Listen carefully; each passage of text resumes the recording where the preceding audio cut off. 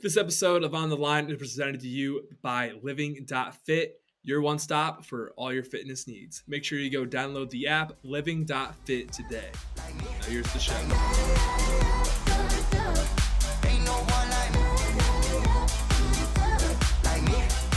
Welcome to On the Line. Today is Friday, September 23rd. Great show. We got Brandon All In Allen on the show.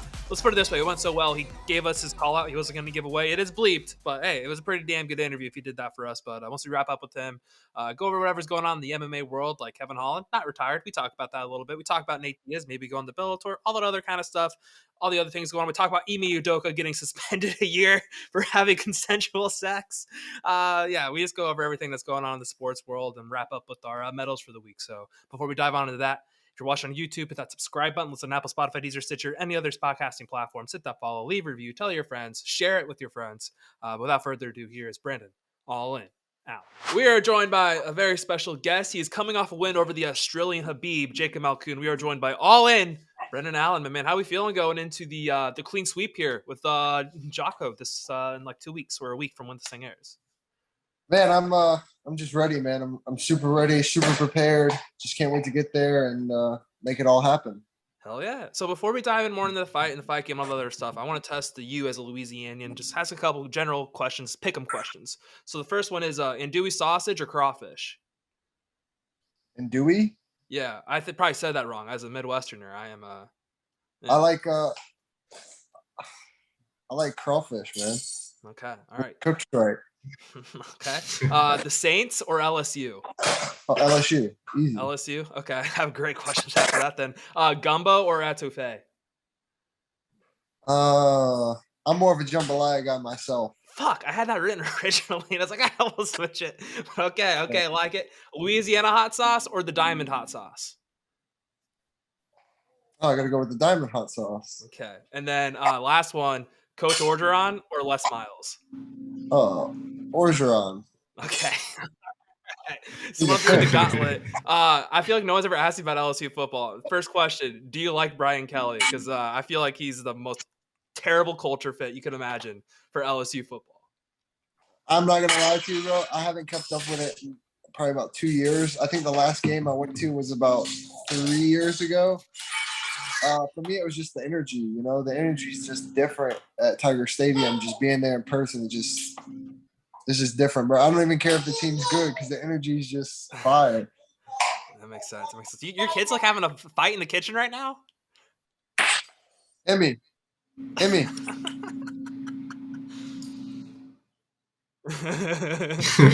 Yeah, she just loves to throw shit.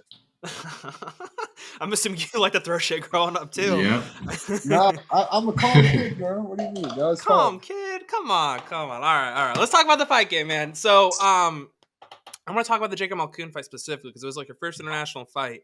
And I heard you were talking about the fact that you were like, you thought you might get cut after the fight if you lost. Like, why did you think that? Like, why was that like in your like mindset? I don't remember like saying I'd get cut, but it just wasn't a good fight for me. Like I didn't fight well. Could be because of a lot of different things, but I just didn't fight well and didn't perform. And I figured he was a guy that I should literally easily outclass, and I just made the fight too close. So for me, it was just frustrating to myself, and nothing against him. It's just I hold myself to that high of standards. Yeah, and so like it was your first international fight, and I kind of want to talk about that. Like I heard you talk about like it's kind of hard to like keep the weight. Was this one of those things where like you couldn't like find the foods that you usually would do, like if you're like in America and things of that nature?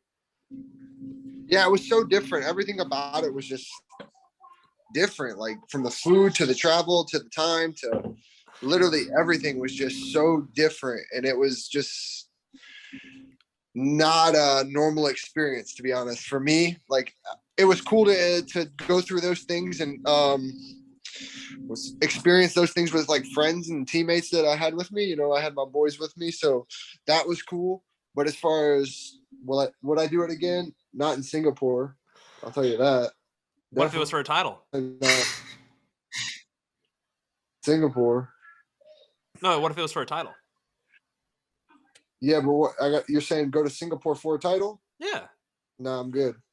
I like it. I like it. I like it. I like it. I like it. So real quick. So obviously the cut and everything gonna go well. So your first time going out like of the states, not just for a fight, just like in general in terms of like that far away, like obviously Canada, Mexico, all that kind of stuff. We've all been there, but like is that your first time going like international waters?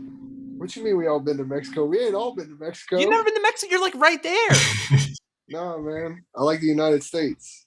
All right. Well, to be fair, I say that myself, and I've actually never been to Mexico. Yeah, I've never been to Mexico either. Well, I've Well, never say, been bro, to we Mexico, can- except us three. That's not everyone, but I mean, I don't know. I feel like everyone I know has been to Mexico. So I'm like, I mean, you're right there in Louisiana, Florida. I don't know. You're right there. Close. Yeah, I'm close. But no, man, all in the States for me. That was the first time out of the States. And like I said, the experience itself was cool to experience with my friends. But as far as like the whole thing, would I do it for like say one of my teammates fights and go? Yeah, of course. But for me to fight back in Singapore, nah, I'm good. That was a little too far. Would I fight overseas again or like outside of the United States again? I think so. I think I'd try to fight like depending on how it works. I might try to fight on the Rio card. I was thinking about the Perth card, but I don't know, man. Everyone keeps telling me that's a really really far travel. So as much as I'd like to go there to see everything, I'd rather just see what that Rio card's saying. Yeah, I was like, because I don't know, you're not gonna after this one, like you're not even gonna try again because you want to be there for your daughter's birthdays and stuff, right? Yeah, man. Hunting season, birthdays, holidays. Yeah. But yeah, I'm good after this. This is it. This is it for the year for me. I'm gonna actually take my time and enjoy myself, and actually get to go hunting for real this year, and hopefully actually get some good meat this year. What's the go-to place to go? Yeah, what do you hunt? What do you hunt? I hunt in Illinois, but I'm also going to Colorado this year. So in Illinois, I hunt whitetail deer, and in Colorado, I'm going for elk, and I think my buddy's going for mule deer. So. Ooh, if we get a little, how much meat you looking to get it then? Like how much you're trying to get? One elk, which hell, hopefully that'll put like. My cousin got like I think he said 200 pounds of meat last year. That was on the low side, I think.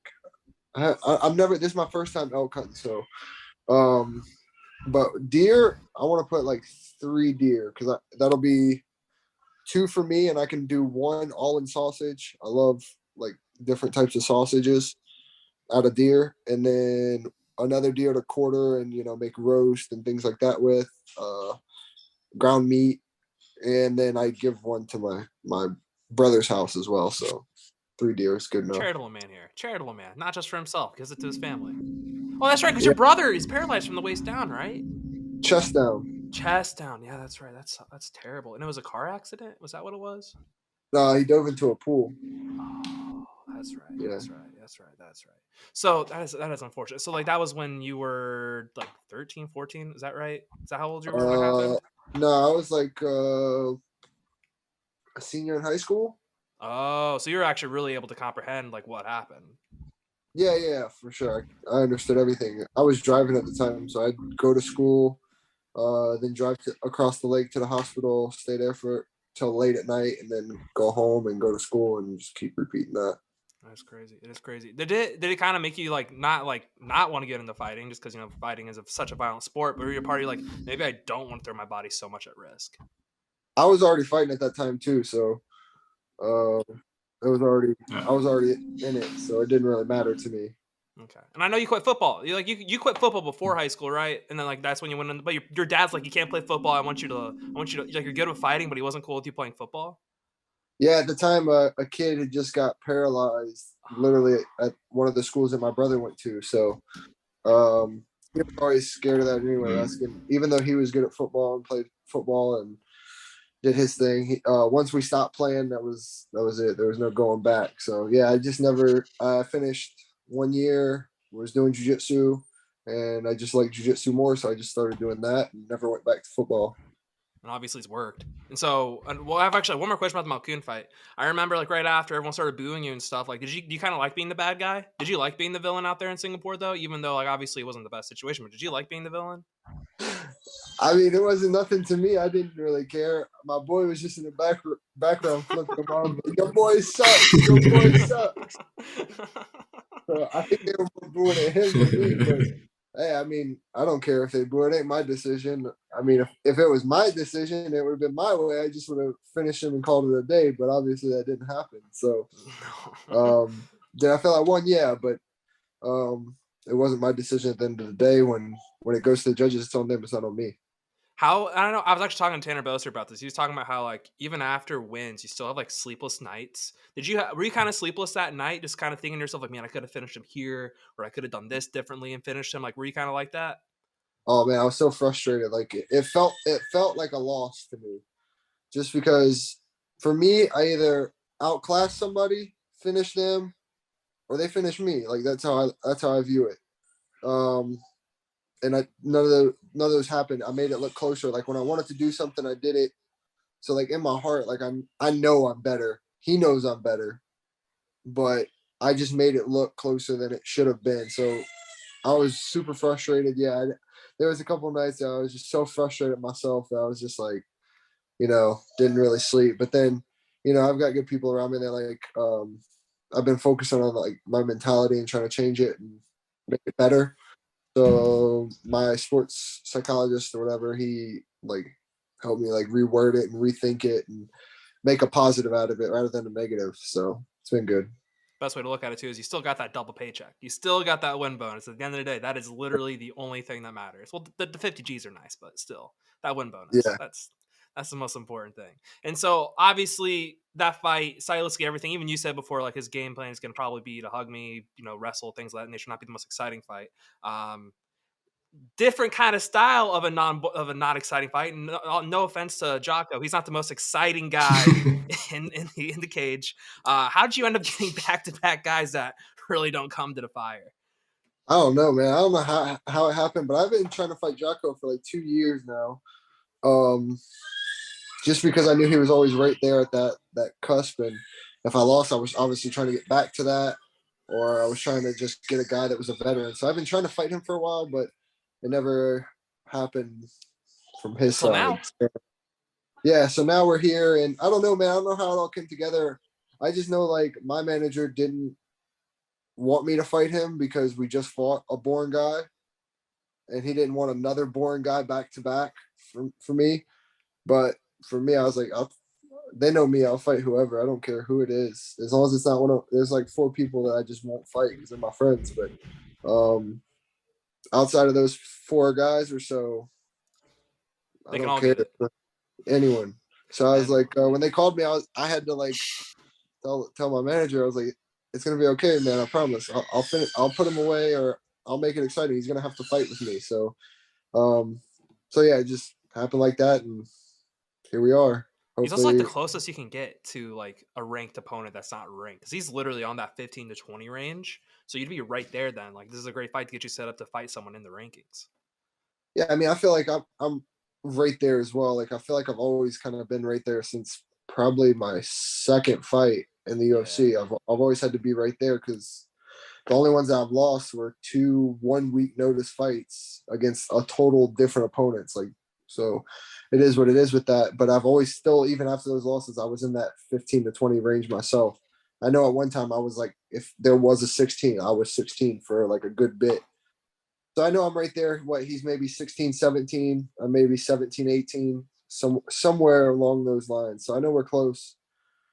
But ultimately, to me, it doesn't matter. I don't care about numbers. I did at one point, but now I'm just at the point where I'm just trying to fight and make money, and just it'll happen when it's supposed to happen.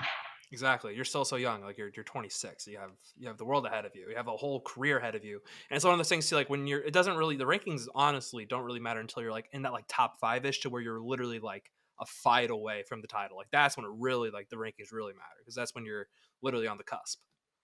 Yeah, for me, it's like I want to get this win. It'd be amazing if I can get a rematch of any of the losses that I've had and then go to the rankings. But obviously, I'll always call for someone in the rankings if I win, because I always know I'm right there, and it's always a possibility. And why not climb it if the opportunity's there?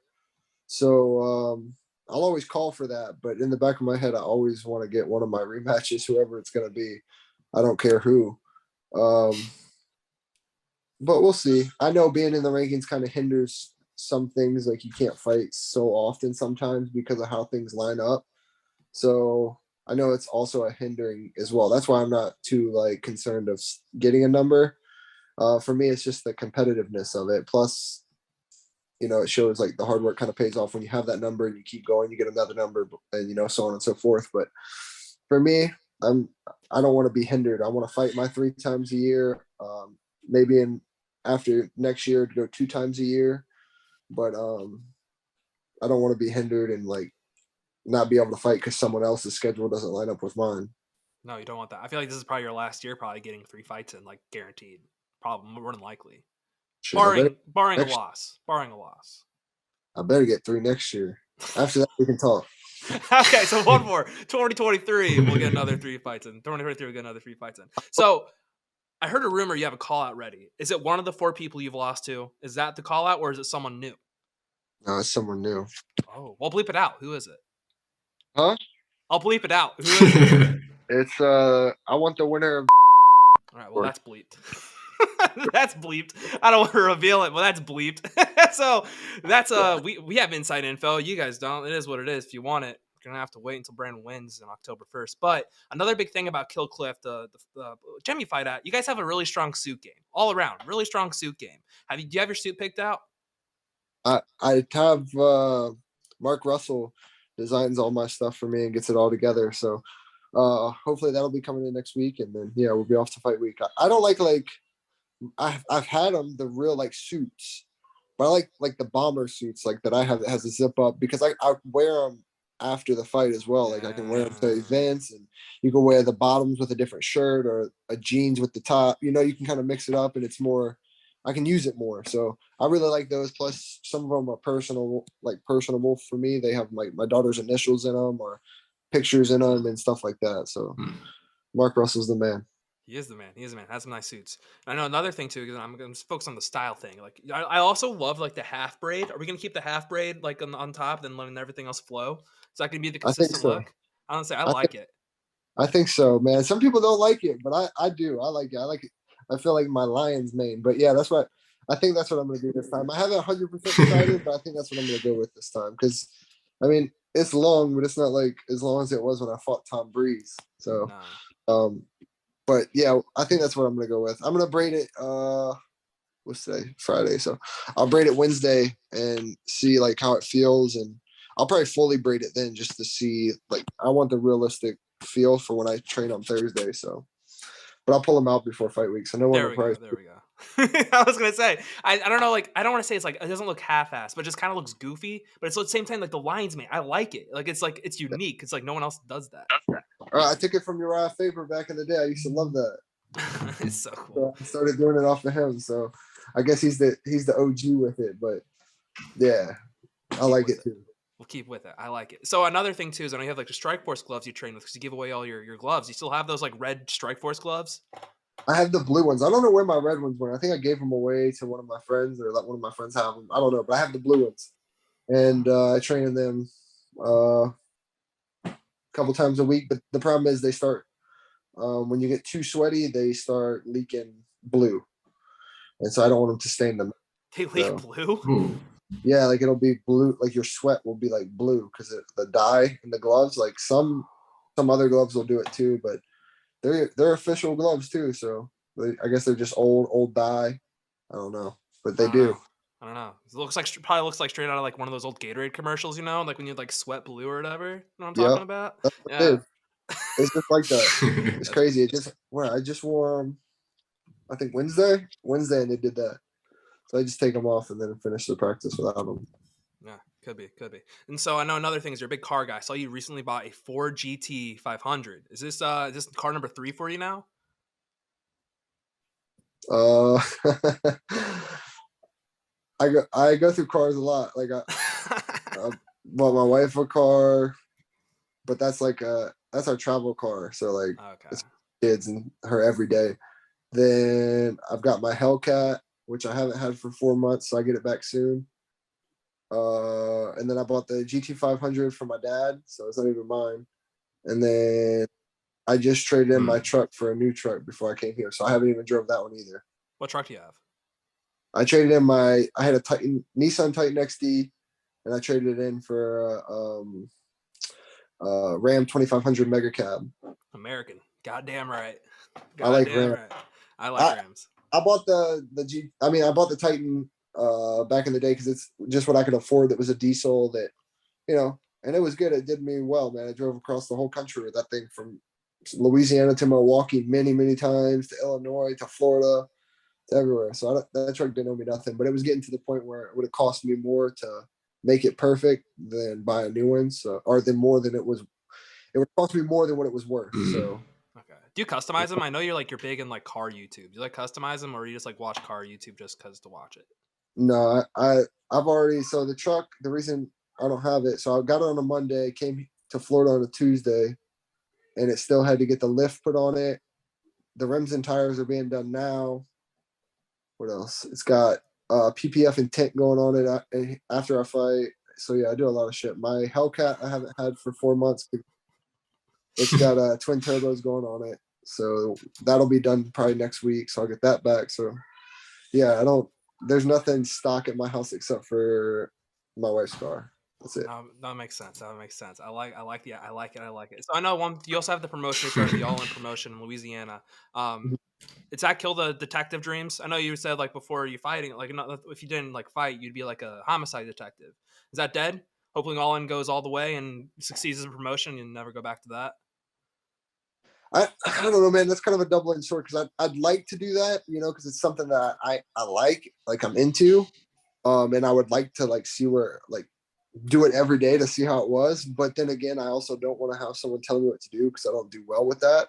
So obviously, I hope my promotion does well, and the promotion at this point is more for the fighters where I'm from and the community, the supporters, the fans, rather than financially.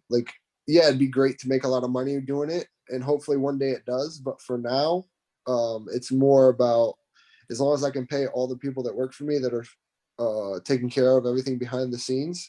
As long as I can pay those people and put on good fights for the fans and pay the fighters a little bit more than everyone else is paying and continue that regimen, especially on a local circuit, I think I'm happy with that. For me, 100% honesty, I forked out all the money for everything up front. I bought a brand new cage. I bought everything. So for the first event, if I get my money back just from the cage to put that back in my investment accounts, I'm good. After that, I'm good. I can pay everyone else, do my thing, and I'm good. So as long as I get that money back, after that, I don't really care. It's like I said, it's for the fighters, for the fans.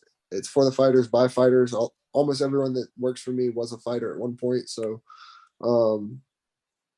it's a team effort, and yeah, hopefully it does something good one day. So as long as you break even, you don't care, as long as because it gives an opportunity to the fighters in Louisiana. Yeah, I mean, because eventually the goal is to obviously get a deal with someone, maybe a Fight Pass deal or something bigger. Who knows? Probably a Fight Pass deal would be good at one point. But just something to keep the eyes going on these guys, especially where I'm from. There's not really anything like that. Of course, there's promotions, but most promoters where I'm from, not all of them, but most, are for themselves. They do things really in a shiesty way, and I don't know, man. It's just all about money for them. So they cut a lot of corners, don't treat the fighters right, and then other cards are all the A guys win, the B guys always lose. I don't like that. I don't think it's fair. I don't think it's right. And to be honest, I think it also sets the fighters up for failure because you can get 6 fights wins against bums, then you maybe make it to the UFC, and then you get your ass kicked, or you do okay, but you lose all of them. And then now it's even harder to get back to the UFC. So I feel like if you're going to take your losses, you need to do it early and, figure those kinks out. That way you can make a run later, especially if you're a young guy. Mm-hmm. But that's just me. So, yeah, I've got a lot of guys reaching out, and I know a lot of people that want to put fighters on, and we'll see how it goes. But I'm excited to see where that journey leads as well. Is it just standard MMA? Nothing no bare knuckle or anything like that? Just standard MMA? Yeah, it's just going to be amateur and pro MMA, and then eventually I may add just some fillers of maybe some kids jiu-jitsu or something to give back to even the younger generation that wants to come up and do this, because I know a lot of kids around there do little boxing or jiu-jitsu or wrestling. So maybe some 2 or 3 of those eventually for a filler. But it's just for the kids. It's not for anything else. Let them feel what the Let them eyes feel what of, it's like. Yeah. Like, remember I don't know if you guys ever had this. Yeah. Like I remember like I would go to Colts games and they'd always have like at halftime, they'd have like Pee-wee kids playing a football game during halftime. So like something kind of like that. yeah, exactly, man. Exactly. I want to let them feel kids is my soft spot. So I'd like to give to them more than, to anyone else, to be honest. I feel like they should be a priority and should feel that feeling, of, oh, the eyes are on me, to see how they can deal with it, especially if this is something that they want to do later in life. Obviously they're young at that point and they can't right now, but it's good for them to feel those lights and those eyes and just have fun and be in that moment. And what kid don't want to go back to school on Monday and be like, yo, I did this, check the picture. Like, look, So, I tapped this kid Yeah. at like in front of like 600 people. Like, how cool is that? Like, it's so sick. exactly, man. So Exactly. I love that. Yeah, Yeah. really cool. And I want, When do you So plan our on first starting? event is February 25th. We wanted plenty of time to plan Okay. and get everything in order, because like I always told all the people that are a team with me to go, like I don't want to be just average. I want to do better my first show than all the local guys already, and then grow off of that. So we wanted to do plenty of time, and we already have a lot of guys. It'll be exciting, man. It's super exciting. love to hear it. So I have one more question, and then Anthony I think Sweet. has some stuff he's written down. Is obviously your kids they're still pretty relatively young, and I know like they're not viral, but like when Kamaru Usman got knocked out, there's a lot of people like saying like it's just so sad seeing how her daughter reacts to it. When are you gonna let your kids watch? Are you like, is that something you just try not to let them watch for a while, or is that something you're like, I don't really care, they can watch now? No, I'm not. I'm on the same side, I guess, as Kamara would be, man. I sat right next to his kid while she was crying. Really? Oh, that's right. You were right there. I was like 3 feet from them. That's right. But for me, I can promise you, my kid won't. If I am blessed enough to go through the things that he went through, as far as winning that belt, holding that belt, all the talk, all the wins, all that great exposure, all that money, everything, I can promise you, my kids will not be crying if I get knocked the fuck up. Hey, when I wake up and everything's good and I remember things, I'm gonna walk out of there just fine. Like, yo, we laughing to the bank on Monday. We're going to Disney World. I ain't gonna lie to you. Hey, That's I'll laugh my facts. ass right to the bank with my few $1 million, and hey, I'll be just fine. So, hey, I look at it like this.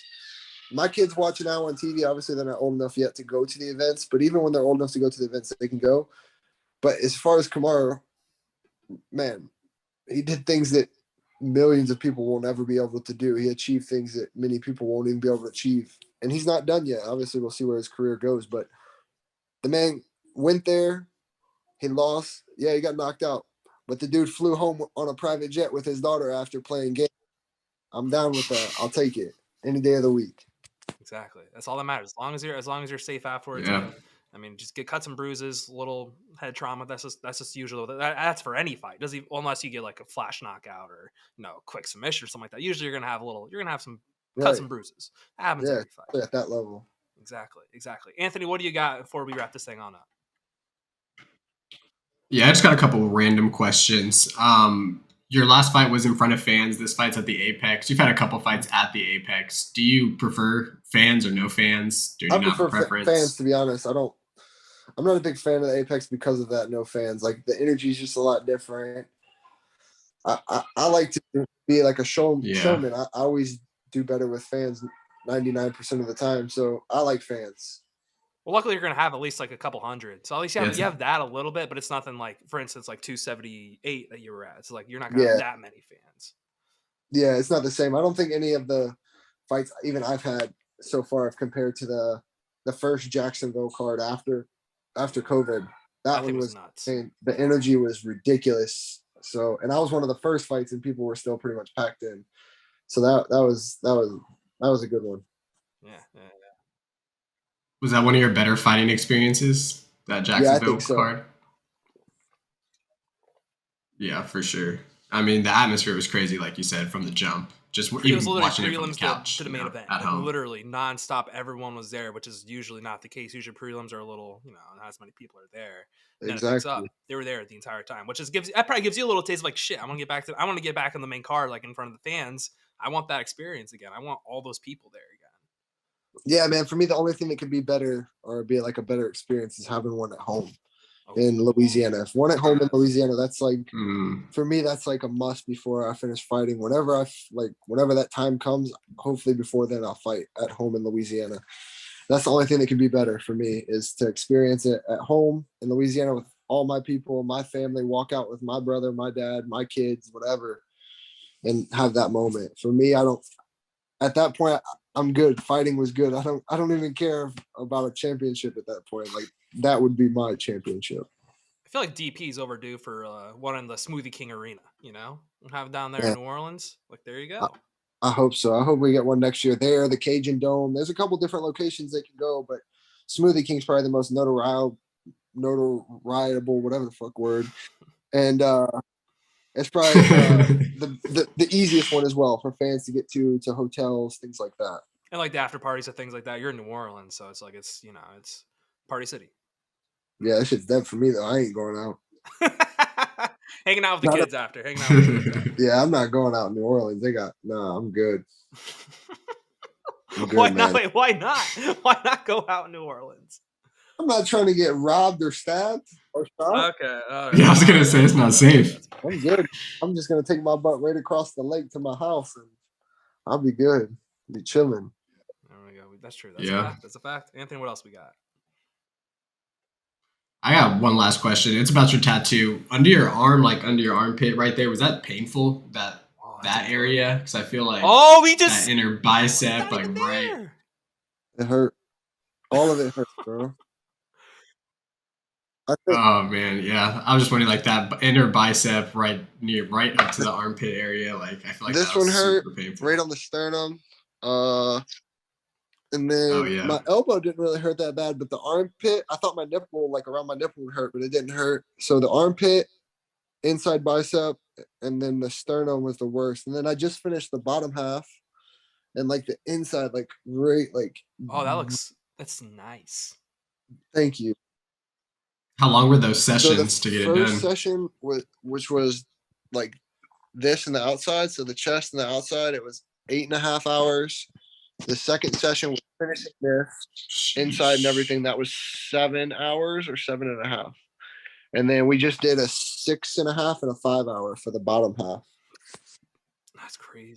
That's great. What's next? Oh, wow. So spent a decent amount of time. What's next? I want to continue doing my leg.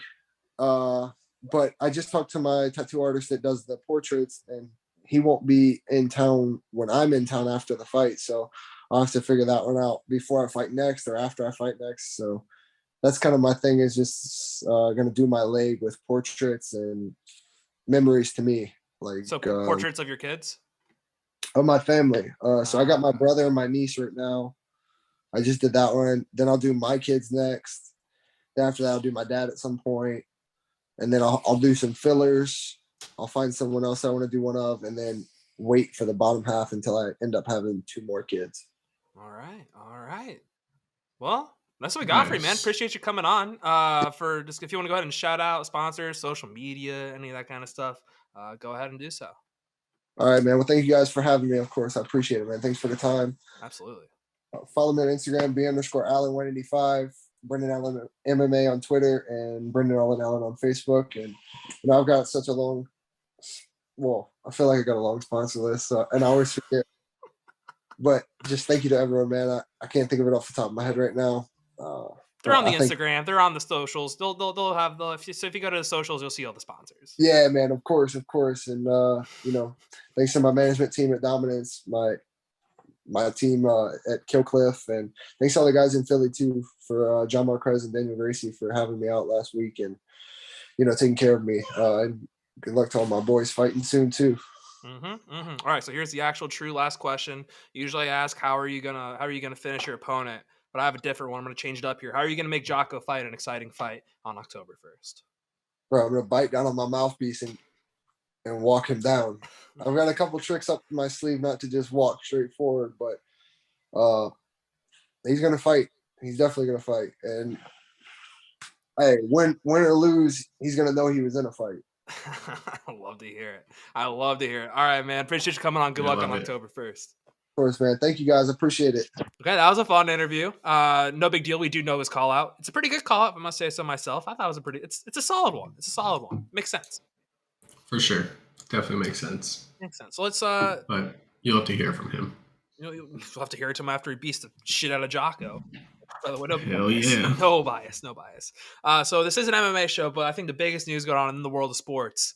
Ime Udoka, at the time of this recording, it's 1:40 p.m. Eastern time. So all we know at the moment is he had consensual sex with a person in the front office, and then he is considering resigning now that he's potentially being suspended for an entire year. Wow. To put this in perspective, Deshaun Watson gets only suspended for 4 games. Robert Starver, the owner of the Sons of the Kinetic Sun, he's suspended for an entire NBA season. And then Ime Udoka, who had consensual sex with a front office member, is also suspended for a game. So putting that into context, I think it seems pretty fair, right? Yeah, it's kind of wild that that's the case. I mean, I guess because it's a team rule and not a league rule is where the difference comes into play. But still a year. Yeah, but still, a year is just pretty extreme. I mean, if it wasn't affecting their jobs at all, I don't know why it matters. Like, let them have their relationships and do what they want to do. If just destroy their personal lives if it doesn't affect what's going on in the court, right? Exactly. But now Udoka might resign, and I might think it kind of puts a wrench in what the Celtics are trying to do. I think he was a big reason for their success. And now, who knows what they're going to do? I mean, it didn't work well. Their assistant coach, optically, Ime Udoka cheats on his wife with a person in front office. Their assistant coach, who's going to take over allegedly as the head coach while he's suspended if he doesn't resign, he has a case for domestic abuse against him. So you're kind of going from consensual sex, cheating on your wife, to a guy with the domestic abuse case against him. Not the best optics for the Boston Celtics. I don't think this would be a big deal, though, if it was like a month, 2 months. I don't think anyone would be like, you know what, it is what it is.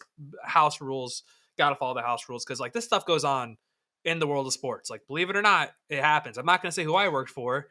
It happens. Maybe not the head coach all the time, but players, they hook up with people in the front office. It's just the way it is.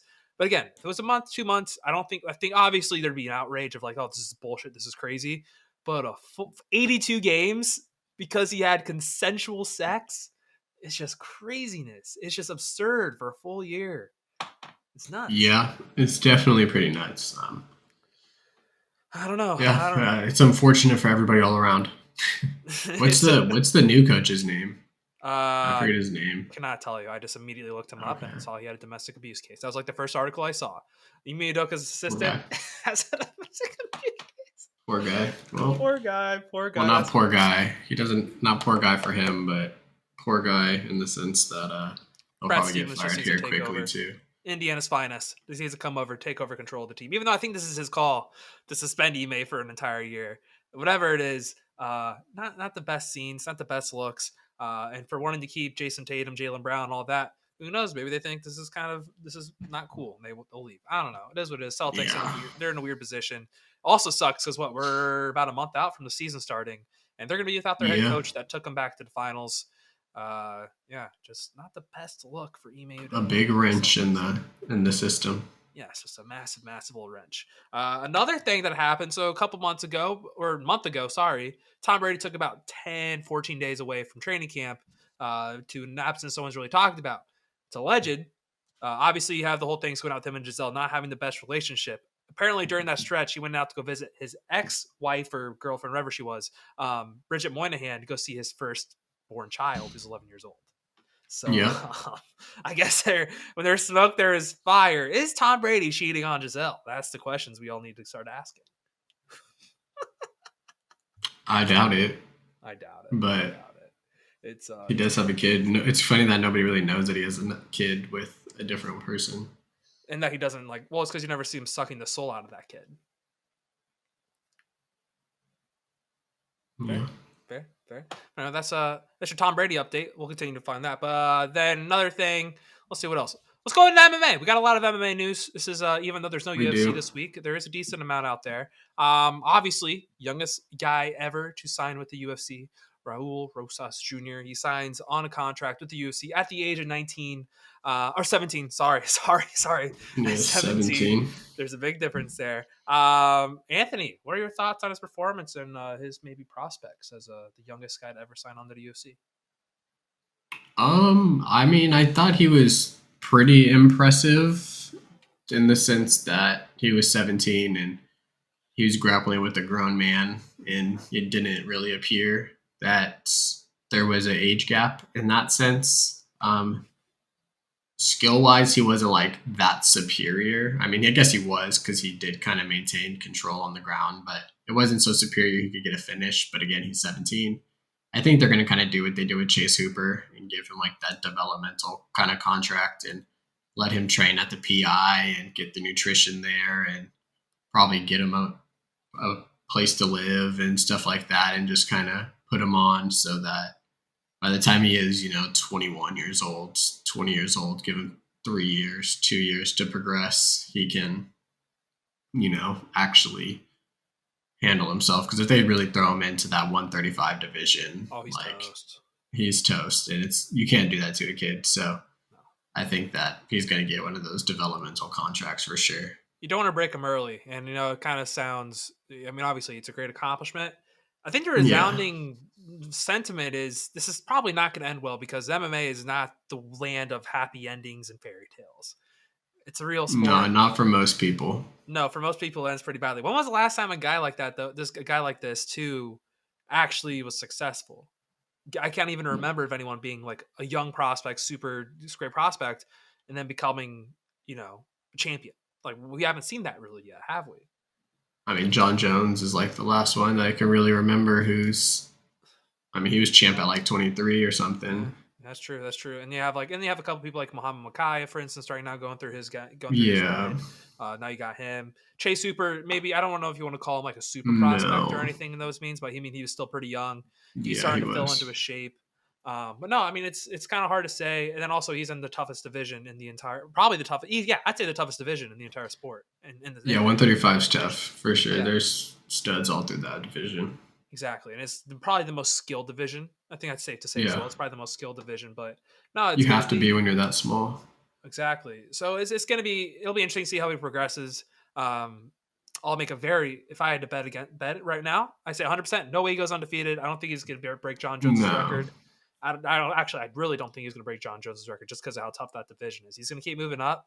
But when he faces guys he can't take down, they're probably going to piece him up on the feet. He didn't really show. He didn't have much striking. He didn't really show too much of anything, truthfully. He just had a really good ground game. Mm-hmm. His BJJ was good. He had good control. Dude, if he finished that in the first round, I don't know what the fuck the thing was where he's pulling the leg. Like the spladle? Yeah. If he pulled that off, holy shit, dude. That would have been nuts. No, for sure. And that was so he's definitely talented. And that's why I'm not like, he's just 17. Yeah, exactly. He's 17. It's hard. It's hard to say certain things. The only things that are pretty much a guarantee are he's probably not going to go undefeated because there's only 2 people to ever do it. And he's in a tougher division than both those guys were in. Even though the 155 is tough, the 135 is the best division. To be fair though, if he was going undefeated, you can make go blah blah blah. That's too far in advance. But I wanted to say earlier, and it's something like, and there's older people on the internet making fun of the kid because he may not be the best looking guy. He might have a weird looking face. That's just what people are saying. This is all I want to say though is like his chin's kind of out there. Does that make him more easy to be knocked out because this is hanging out there? Potentially. I'm just saying that's kind of dumb shit I look at. Like it's just big, That's a bigger target. He does have an underbite, so it does protrude a little further out than the average person. Just a little bit. Then I think his nose is already really broken too, so you don't have to worry about his nose anymore. But yeah, that's Raul Rosas, man. It'll be fun to see him, watch him grow up in the UFC. Hopefully he doesn't go bad. I think Sage Northcutt's the last guy I was really thinking of, like young guy. He's also just like an attractive guy. They're kind of hoping to be a face, and then it just didn't really work out. But Raul not really going to be the pretty boy. Just a good fighter. No, he's definitely not marketing him for his looks. No, we're not. No, but he's 17. He's 17. We did nothing we said there. No, he's only 17. Let's move on to something that kind of happened earlier today. Kevin Holland saying, I made my bag, retired at 30. Who's more retired, him or Conor McGregor? I'd say Conor McGregor. Conor McGregor. Conor McGregor's more retired. Kevin Holland's not retired. I know he's like one of your favorite fighters, so why don't you speak on this? What are your thoughts on Kevin Holland and the whole retiring thing? I think it's just Kevin Holland talking, doing what he's doing. I think he's hurt right now, probably. Whatever injury he had with Hamzat, nobody really knows, but it's clearly something injured, and he's probably just upset about that and can't fight. And then the D-Rod going and getting Magny. That's the fight he wanted. Yeah, D-Rod's getting Magny. That's the fight he wanted. At the same time, I mean, if he truly was like, I'm done, like, I respect it. I mean, it's a bad sport. A violent one, not good on your body. So get out while he's still, 30, whatever, about to be 30. So, I mean, I don't know. It would kind of suck though, because I mean, he's fun to watch. Yeah, he's a fun fighter. I think he's just frustrated. Probably just frustrated with the injury, the way the finish went. And then just he was saying he was literally asking for D-Rod again, and then he's like, "Yeah, I'm retired." Yeah, I don't know why. I don't know why they don't give him D-Rod again. Let him just, I guess, unless he had actually an injury that's like legitimate, and it's long. Yeah, and it could be also one of those things too where it's another situation where they need to fill that card. They're like, D-Rod, hey, you did it before, let's do it again. We'll give you Magny. You can move up the ranks. So yeah, exactly. So that's what I also don't. Seems like they want D-Rod to move up the ranks. Yeah, that's interesting. It's interesting. Because I mean, they had him beat the Leech, so. Yeah, they put the call on for him to beat the Leech, even though, which is also crazy because like if you look in terms of like damage, I mean, D-Rod took a decent amount of damage. He blacked out a couple times from getting hit too hard from Lee. So I don't know, man. It just seems like from that maybe they're setting up Magny again. I don't know. Yeah, potentially set up Magny again too to continue his role as the big gatekeeper of 170. Then who's the next guy that he'd have to fight in 170? I don't know, like. Who's the next Holland? Holland again? Hamzat, if Hamzat actually fights 170 ever. Yeah. At least Hamzat, that'd be somewhat close. Oh, that'd be, he fought Gilbert, and then that would probably be the next closest competition in terms of the best competition. Yeah, probably. But after seeing the way Magny got ragdolled against the Shavkat, I don't know if it's going to look very good against Hamzat either. No, you're right. Yeah. You're right about that. Yeah. 100%. Yeah, good matchup though for Magny. Good matchup. I think it was the one against Max Williams. Dude, that fight banged. That fight was sick. Max Griffin. Oh, Max Griffin. That's what I meant. Yeah. That fight fucked. That fight was awesome. Yeah, that was a good fight. That was a good fight. So next one we got obviously Absalom missed weight so bad that Sarah McCann pondered other organizations. I don't know why I wrote that down. Yeah, I mean, I just think Sarah McMahon. It kind of sucked for her. She's older. I mean, she doesn't have that much time left to be fighting. That's the time problem. She doesn't have much time. And so it's like when you spent all this time, training, cutting weight, all that, and your opponent doesn't make weight and you don't get to fight, it's like, what the fuck? This is like the third or fourth time they've been set up against each other too. And Ladd, I think, is supposed to weight every time. Yeah, so I don't know. It seems like Aspen Ladd's been doing that, so. Yeah, Aspen Ladd though. So I don't know. Dana did not give any answers about her being able. He did not say definitively she's not allowed to fight at 135 anymore. So sounds like she's going to have another weight miss at 135 here in the future. So there's your future headline. Aspen Ladd misses weight again. Moving on, Yanni, our boy Yanni, your friend, your guy, your best friend, Yanni the Greek. Big win this week. Big win this week. He did. He was fucking hitting all his bets. He just picked all the. Not his parlay though. He picked a couple good ones. No. His parlay is never going to win. Also, I hate how they always do like the parlay at the end of the Contender Series, and it's like just like, oh, if you pick someone to win by decision, submission, knockout, no one took it. Like, but if you took it, it would have paid you this much money. Like, why? Why is that always there? It's like if you did that. Like, okay, well, we didn't, so shut the fuck up. No one told you to take it, so why are we talking about it? Yeah, if you guys would have told us this before the show and then recapped it, but If you gave us a script Yeah. before it happened, it would be great. It'd just be great if you guys give us a script of the Contender Series before you Exactly. guys have it, right? Isn't that Exactly. isn't that how the MMA works now? It's now the WWE, but like a Yeah. little less Partially. giveaway. Yeah. Yeah, Steve McMahon, Dana White, tomato.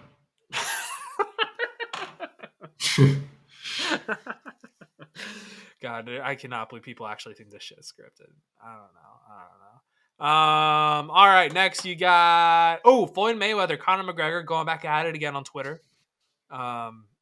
And Floyd lumped Conor in with all the other YouTube boxers having no power. Conor got so fucking mad when he saw that. He just started 100%. snorting a shitload of coke, chugging some Jameson. We have yet to see him do a tweet storm, but it's coming. It's coming within the next 48 hours or so. Conor's going to have a ton of tweets he's just going to delete, but they're going to be very funny. They're going to be. Oh, yeah. Conor's, he doesn't think straight. Like, he makes the most rash decisions ever. I don't know. That man, he don't got it all there. And Mayweather, I mean, he basically just said he likes to take fights that he knows it's not going to take damage in. Isn't he fighting the guy that like KSI beat up or something? He's fighting some guy from Ryzen. Oh. Asian guy, like a big Asian prospect, but he's really young.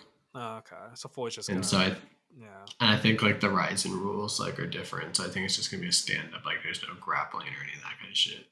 Interesting.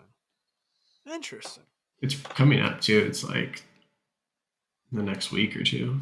Well, we'll watch that. That's for sure. Yeah, I'll check it out. There's your Conor news. That's clickbaity, right? We're gonna start Conor McGregor pissed off at Floyd Mayweather or something. All right, next Bellator. Bellator does a lot of things wrong. They don't market, which doesn't change. Has not changed. They always like to book really big fights right next to really big UFC fights, and people kind of forget it's happening. And just in general, they're just not very good at what they do outside of like the fights themselves are fun. The fighters are good. It's just they're not good at marketing and they're not good at like planning things. There's always these weeks where there's no UFC, and finally Bellator booked a weekend of fights when there is no UFC, and it's great because that's literally the only talk of any MMA organization, anyone who covers the sport.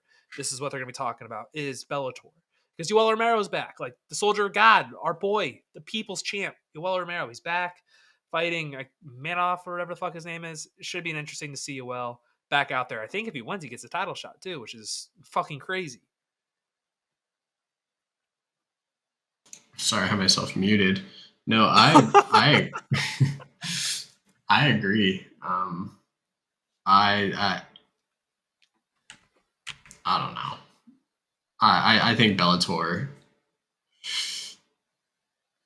they have a good. Their biggest issue is on Showtime.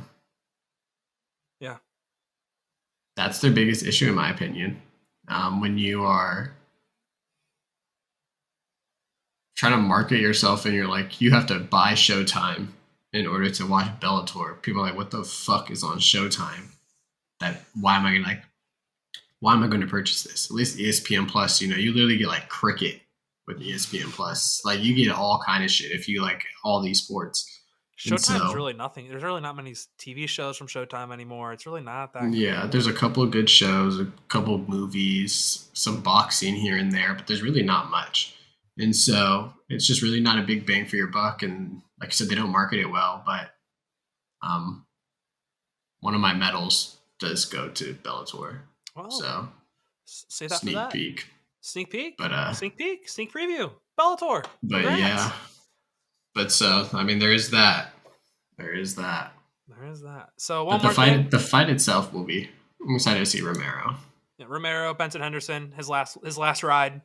Last little. Is this his last fight, run. or is his last run for the title? Last run for the title, and I think I think it's a similar thing to Aldo. If he loses, I think it's it. But if he wins, you get a title shot, which will be against Nurmagomedov. So I don't know if I want to see that. No, it's a wrap for him, regardless. Yeah, that's toast. He's toast because I don't think Patriki's probably not going to be. Is it Usman or Nurmagomedov? Is that the one in Bellator? Yeah. All their names. The one who killed the person, yeah. The murderer. Literally killed a cop in Dagestan, and we all just act like it never happened. That family, for being perfect Muslims, they kill a couple people. They have hits on a couple people. Just look into it. There's a thread. It's very insightful into the backstands. But anyway, they're perfect Muslims, the Nurmagomedov family. Perfect Muslims.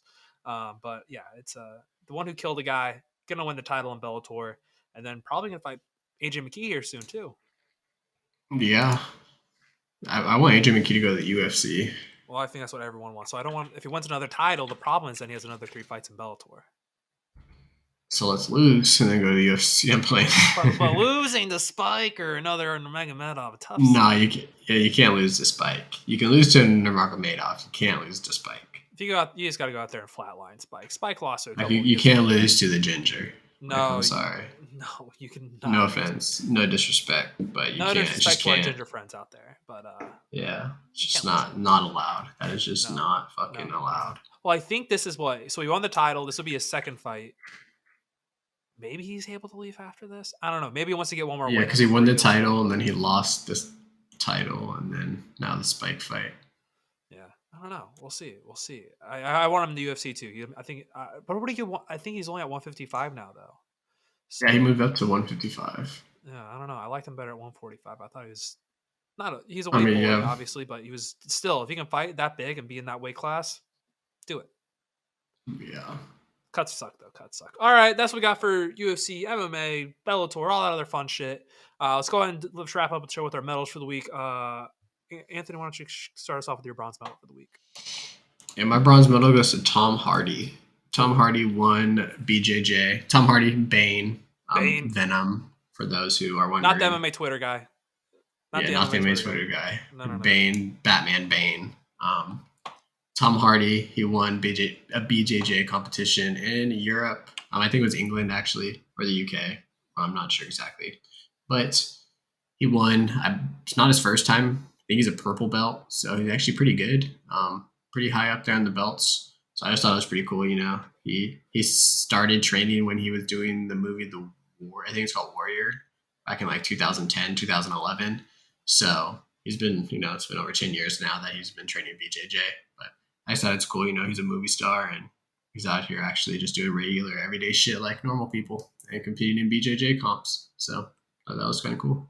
It was good against my bronze. Rage riots. You merely adopted it. All right. I thought I was going to butcher that so much worse. I used to be able to nail that, but I love those. He was so good in that movie. But yeah, it's crazy to see. He also doesn't post about it ever. That's the other crazy thing too. Is he's low key just going down there and dominating these jiu-jitsu tournaments, and no one talks about it at all. You muted yourself again. Fuck me. It's super secretive. It reminds me of Colby Covington going to these poker tournaments and just secretly just doing it and nobody really knows that he's playing. He just comes in shades on, hoodie on, and just is just there hella cutty. But yeah, I like that. I love that kind of stuff. No, but shout out to him. Why do you keep muting yourself? By the way, what are you doing? You munching more? No, I'm clicking a lot and I'm typing because I'm writing stuff to remember, so I don't want you to hear the typing. Oh, well, you know what? Appreciate that. Listeners appreciate that. That actually makes sense. It makes sense. Yeah, but shout out to Tom Hardy though. It's hard to be in jiu-jitsu or wrestling or MMA in general and then not post pictures in front of whatever your emblem is in the gym with 30 other dudes sweaty as fuck right after the session. Do you really train MMA if you don't take that picture? No. No. Do you?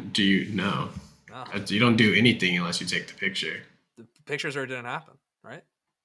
Exactly. I agree.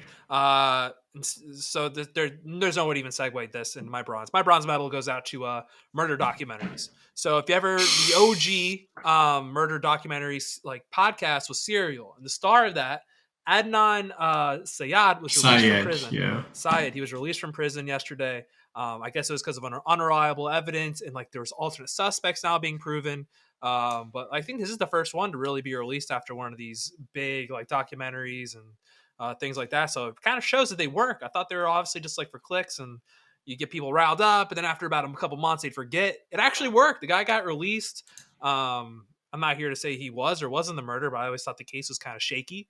There was never clear evidence. That's kind of how the system should work. It's either you're innocent until you're proved guilty, but he was guilty, proved guilty. Innocent until proved guilty. he was innocent but wasn't proved guilty, so he was guilty. I don't know how to phrase it. I'm not that smart. Yeah, no, they needed a suspect, or they needed someone to put in fucking jail, and they just, they got a scapegoat, and it was him. Yeah, poor guy. Unfortunately. Now he's out. 30 years later. Now he's out. Now he's out. Shout out Syed, and shout out to those who was the one with the Making a Murderer guy? He's still in there. Who was the who was the teenager's name? Was it Brandon? You know what I'm talking about? The kid who's like mentally challenged. No. You don't know? Do you remember Making a Murderer though? Yeah, I do. I don't remember the guy's name. So you had the older guy, and then you had his like teenage nephew who allegedly helped him with it, and they like instigated him in the room, and they kept saying, "So you killed her and you raped her." He's like, "I don't know, no," and they just kept saying, Brandon over and Dassey. Dassey, that's who it is. Yeah, he was the only one I thought was innocent. I thought the guy definitely fucked and murdered her and all that other kind of stuff. I thought that kid was innocent though. They just kept trying to make him seem like he was part of it. Yeah, no, I don't remember that one. That was such a long time ago. That was such a long time. I remember. I'm super into murder crimes and shit like that. Whoa, boss! Boss! I'm super into murder. Boss! Stories. Good save. All right. Move on to our silver medals. I'll start with mine. Might as well keep this little snake draft here. Mine go out to anal beats. So if you pay attention to the world of chess or have not been paying attention to the world of chess, let's put it this way, the story is crazy and this will make sense. So in the world of chess, there's this goat from, I think it's Norwegian, Norway or something like that. He's from that area. He's the goat of chess. He's won so many tournaments. He's considered like the best ever. And like there's something about point system, whatever he's trying to go for. So I went to this tournament, and there's this young American goat. In my mind, again, I don't remember their names, but I can tell you the story. So like and this kid, apparently he's a Twitch streamer, all this other kind of stuff, and he just dominates people on his streams. So he finally does the stuff in person, and he just beats the shit out of this Norwegian goat. And the guy gets pissed, starts accusing him of cheating and all that. And you go forward, they meet up again, and the guy does one move and he quits, and he starts accusing him of more shit. And it's like to the point where they patted him down. They couldn't find anything on his body. He wasn't getting buzzed or anything like that. Like the Astros, he was clean. So like the Astros, ricochet shot. And so now the Norwegian goat is saying that this American young goat had anal beads in his ass that would vibrate and tell him what to do whenever he would make a play. So he is going all over the place to try to go out there and prove a point that this guy is cheating. So my theory is, why the fuck would you think of that if that's not what you're doing? So I think that this Norwegian goat is sticking anal beads in his ass and he's getting the vibrations. So who else would fucking think of that shit? Like who else would think, oh yeah, he's definitely using anal beads to cheat? Yeah, that's one of the weirdest fucking things I've heard. Like to come up with that, like how'd you get that? How did we get there? How do we get to anal beads? That'll be cheating chess. That'd be like Morse code, just like yeah, like facts, like exactly. Like yeah, I don't know, man. That's some wild ass shit. It's some wild shit. But that's the world of chess, man. That is, go check it out. Chess, they're in deep, bro. They're in deep out there. They're in real deep. All right, Anthony, who you got for your silver medal? So we talked about this earlier a little bit, but my silver goes to Bellator. Like we said, they always schedule events on their big events on the same weekend as UFC events. Or, PFL is happening, or big basketball games or football games. Like always something big is happening when they're scheduling their fights. And they're finally, there's no UFC this weekend, and they're having a big card. I would say their biggest card of the year so far, potentially, if not like top 3 biggest cards of the year. And it's in Dublin, so it's in a different location. So just good for them for finally taking advantage of the rare weekends that the UFC does not have a event. You get all the MMA fans to tune in because, we're all a little deprived. So we're like, well, fuck it. We'll go watch Bellator. And, if you put on a good show, maybe more people will come back. I tend to watch a decent amount of Bellator shows, but that's because, I mean, You I love just watch a MMA. lot of MMA. Yeah, I just like to watch MMA, and that's really what it comes down to. So, but for the average fan, Yeah, I think it's also when you do it in the middle of football season, that's when the UFC will take their breaks. But if you do Fridays during football season, that's like the perfect day to do it because there's really not there's like minor like there's like mid major football going on. We put MMA on. I think a lot of people would rather watch that than mid major football, even though football is king. Still, if you know there's some like Bellator action going on, you say you have their big stars fighting. And yeah, there you go, and you can take all the headlines. If AJ McKee was fighting this weekend, like that's all the talk would be is AJ McKee. Or if you have fucking again Yoel, for instance, Yoel's fighting this weekend. Like literally all week, all people have talked about Yoel. yeah, 100%. I finally, did something right, and it's not hard to plan ahead. Like you can go on ESPN and you can look at all the UFC events, and you can see when there's no event scheduled for what specific weekends. Like it's not rocket science. So So how does Bellator fumble the bag? I think Yoel somehow loses by like a knockout or something, and then that's how it's going to happen. They're just going to fumble the bag somehow. It's going to be out of their control, but they're going to yeah, fumble the bag, and it's going to be kind of funny because they always fumble the bag. yeah, it's kind of unfortunate. I mean, Yeah, it's just one of those things. Like you look at all the major sports in the country, there's only one division or one league, I should say, yeah. that is like the top king. Um, and so it's hard when you have like different promote. They work different with UFC because they're like independent contractors, and so there's that aspect of it all. But it just works differently, and it's hard to. Everybody wants to fight with the best, so you all are trying to get to one place. So Yeah. it creates just a weaker level of competition or older competition, like these, UFC vets that aren't in the UFC anymore, so they go to Bellator afterwards. It's like soccer. The Yeah. dudes from Europe, once they get old and they come to the MLS. Because we're not, MLS is not the best competition. It's like the old guys in the Exactly. UFC when they can't know they're not going to win a championship, they go over to PFL and they go win a championship. Exactly. But PFL is getting better. They're better, getting a lot. Their talent roster. I think now it's getting to the case. You might be able to say they might be getting better talent than Bellator. It's definitely improving. It's I mean, getting they're better. getting the UFC guys. The Bellator is not. They're getting the UFC guys that are verge contenders. Like they're not contenders. They're not going Yeah. to win a title. Like Burgos, kind of an example of that. He's a fun action fighter in the UFC. Put him in any other organization, like he actually might win a championship. So Yeah. um, I think the problem is it's ESPN versus Showtime. When you really come down to it, it's like how many eyes are going to be on me. yeah, they're Even if you're a so-so fighter, you're fighting on the PFL, you have ESPN backing you. and you have their marketing. That's the other thing. You have the ESPN marketing. Exactly. So that's the big thing. That is the big. It's the market. At the end of the day, it's the marketing. If Bellator marketed right, they could be pretty damn big. But they just They're Yeah, so bad. They are so bad, which sucks. It sucks, but it is what it it is. does suck. Anthony, who is your gold medal? My gold medal goes to the media, Oh, specifically for ripping Brett Favre up. Brett Favre, I don't know. He's never really came across to me as a good person. Now, kind of a shitbag. kind Kind of a shitbag. Yeah.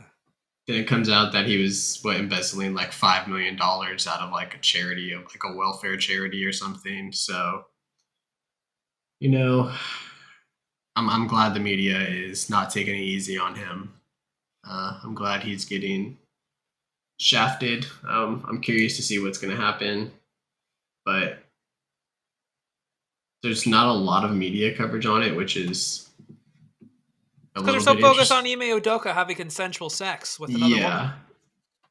And so that's the thing is like the media is getting to him, but not enough. But I'm glad that they're even speaking about it because normally stuff like that would be just completely swept under the rug. Well, I think because it's in the middle of the football season, and then he's a former player. He's not even playing right now. It's kind of been long enough to where it's like, oh, former NFL great quarterback Brett Favre.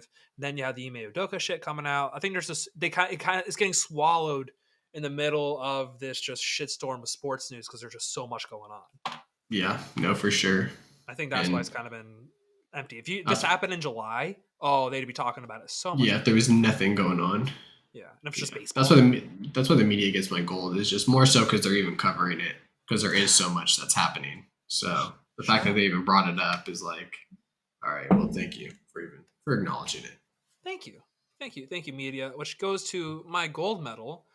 It goes out to the nerds and virgins. So we kind of already talked about it. Ime Udoka gets suspended for a year for having consensual sex. So being celibate, don't get suspended for a year.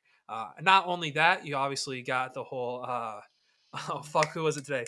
You got Adam Levine having all of his sex getting released. So, and that's a bad look. No one's ever sent us sex and then look at it the next day and be like, "Oh, that was the right thing to say." No, it always looks cringy and like in retrospect.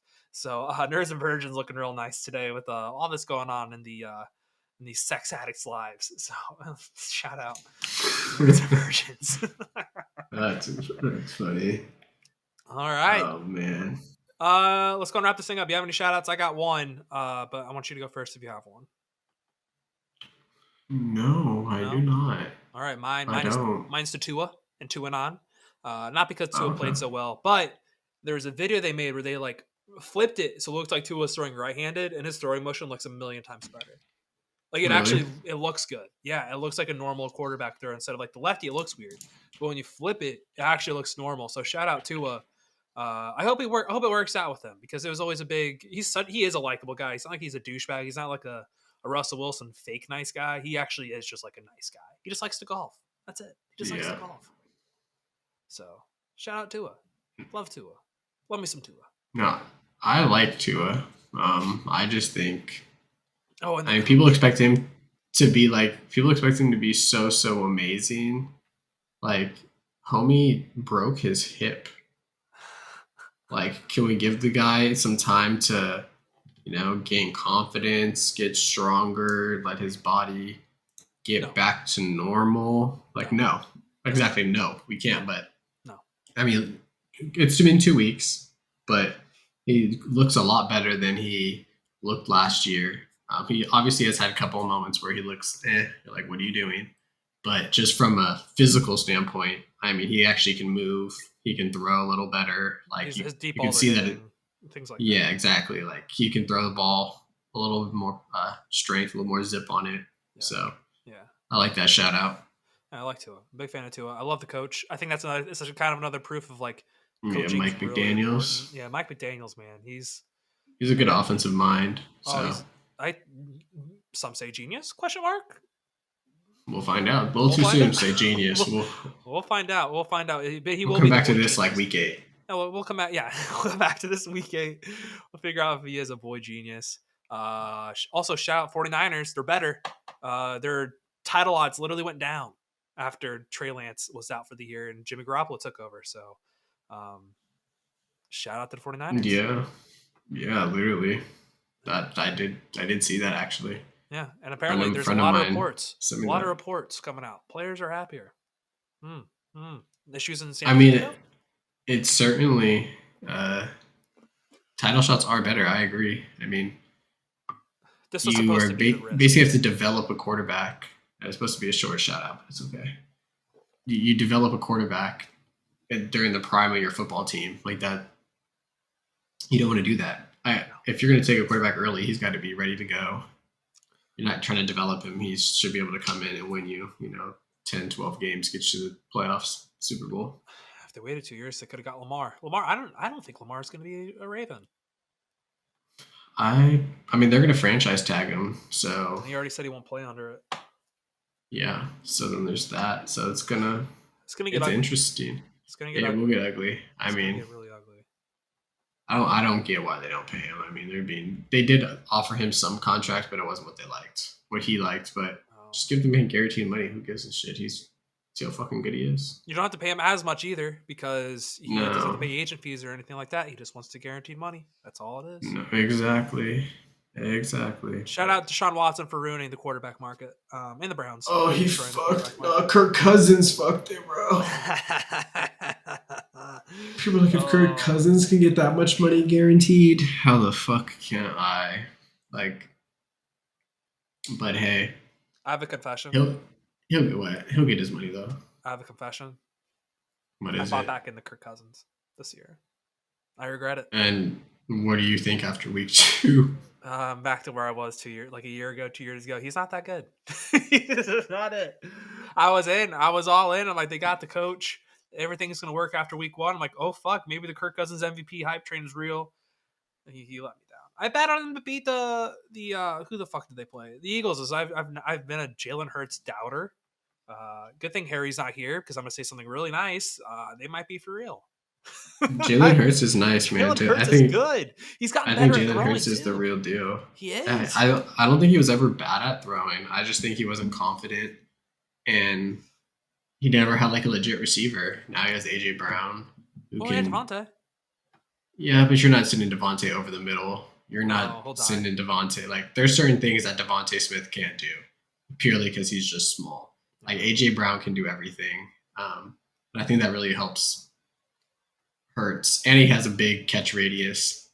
So he doesn't have to put it like right on the money in some spots. Same with Devontae, though. He has a big catch radius. He has a big catch radius. He just can't take the shots over the middle. Also, it proves how important AJ Brown is because of how bad the Titans look. They look terrible.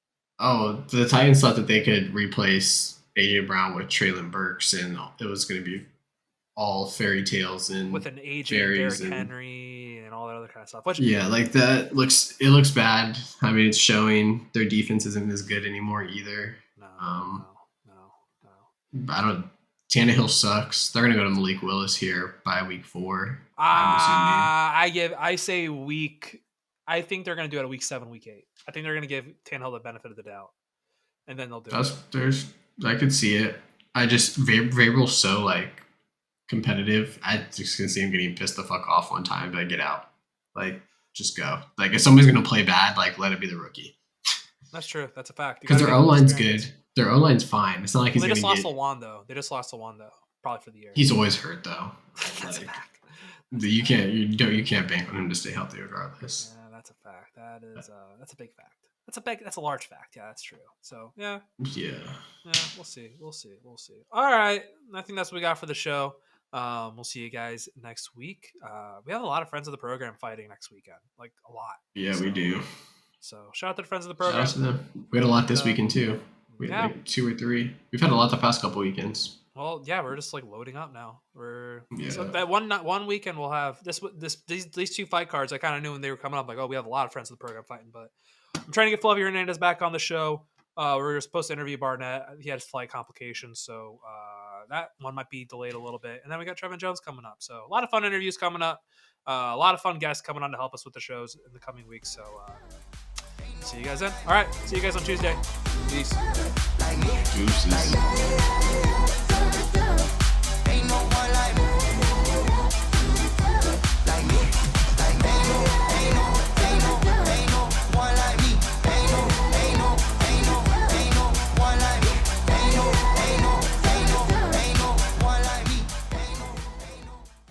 Thanks for watching. Thanks for sticking around with me all the way to the end. I just want to once again thank the sponsor of the show, Living.Fit. If you're looking to better yourself, make sure you go to download the app or visit the website Living.Fit today.